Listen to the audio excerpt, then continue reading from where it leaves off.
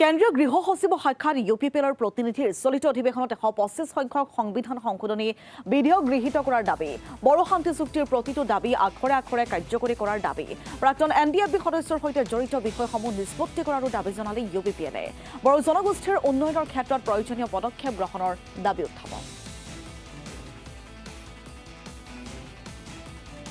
20 চনত যে বিটিআৰ শান্তি চুক্তি সম্পাদিত হৈছিল ইয়াৰ প্ৰতিটো দফা আখৰে আখৰে ক্ষিপ্ৰতাৰে ৰূপায়ণৰ কাৰণে আমি দাবী জনাওঁ কিন্তু বিষয়টো আগবাঢ়া নাই ক'ৰবা ষ্টেগনেণ্ট হৈ গ'ল বৰ্তমান বৰ্ষাকালীন যে পাৰ্লিমেণ্ট ছেছন চলি আছে 125th এমেণ্ডমেণ্টৰ যোগেদি ভাৰতৰ সংবিধান 6ষ্ঠ অনুসূচিত সংশোধন কৰি পেলাই ইয়াত বিটিআৰখন বা BTCখন মোৰ ক্ষমতা সম্পন্ন বিষয়টো লৈ পেলাই আমি দাবী জনাইছোঁ আৰু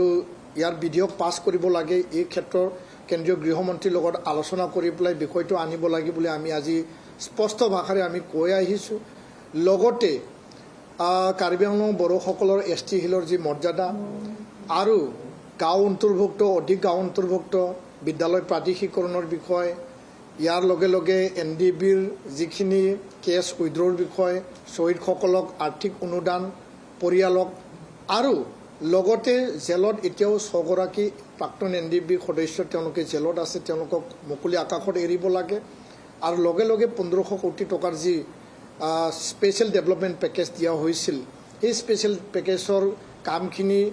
কিছু আগবাঢ়িছে আৰু বহুতো আগবাঢ়িবলৈ বাকী আছে সকলো কাম নিয়াৰিকৈ অতি ক্ষিপ্ৰতাৰে কৰিব লাগে UPPL দল হিচাপে সেই দায়িত্বটো আমি পালন কৰি পেলাই আজি আমি সাক্ষাৎ কৰোঁ আৰু আলোচনা খুব ভাল হৈছিল আৰু কেন্দ্ৰীয় গৃহ সচিব ডাঙৰীয়াক আমাক আশ্বাস দিছে অতি শীঘ্ৰেই তেওঁ একশ্যন প্লান এটা বনাই পেলাই ৰাজ্য চৰকাৰৰ লগত কথা পাতি